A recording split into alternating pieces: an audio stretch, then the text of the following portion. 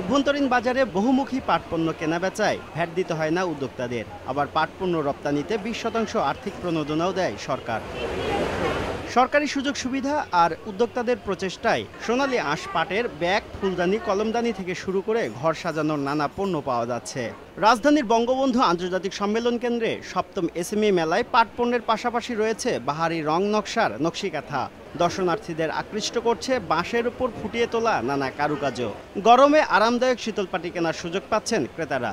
নকশিকাঁথাটা বেশি সুন্দর এখানকার, আর আপনার যেগুলো আছে মাটির যে জিনিসগুলো আছে এগুলো অনেক সুন্দর। ফুল ঝোলানোর জন্য বা ফুলদানি রাখার জন্য যে চিকাগুলো হয় এগুলো কিনলাম, আরও অন্যান্য অনেক শোপিস টোপিস কিনেছি। একটা কাঁথা নিলাম, এই কাঁথাটা খুব সুন্দর, আমি আমার বাসার জন্যই নিলাম। উদ্যোক্তারা বলছেন মেলায় প্রতিটি শীতল পাটি মানভেদে 800 থেকে 5000 টাকায় পাওয়া যাচ্ছে। নকশি কাঁথা বিক্রি হচ্ছে 1000 থেকে 7000 টাকার মধ্যে। পাট পণ্য মানভেদে 30 টাকা থেকে 1500 টাকার মধ্যে পাওয়া যাচ্ছে।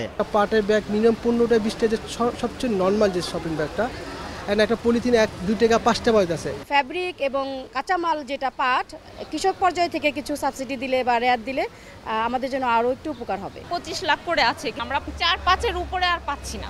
টাকার জন্য আমরা এই জিনিসগুলো স্টক করতে পারছি না এখন। মেলায় মাটির তৈরি প্লেট, মগ, হুকা, ফুলদানি ও বাটি পাওয়া যাচ্ছে। 50 টাকা থেকে 200 টাকার মধ্যে এসব মাটির পণ্য কিনতে পারবেন ক্রেতারা।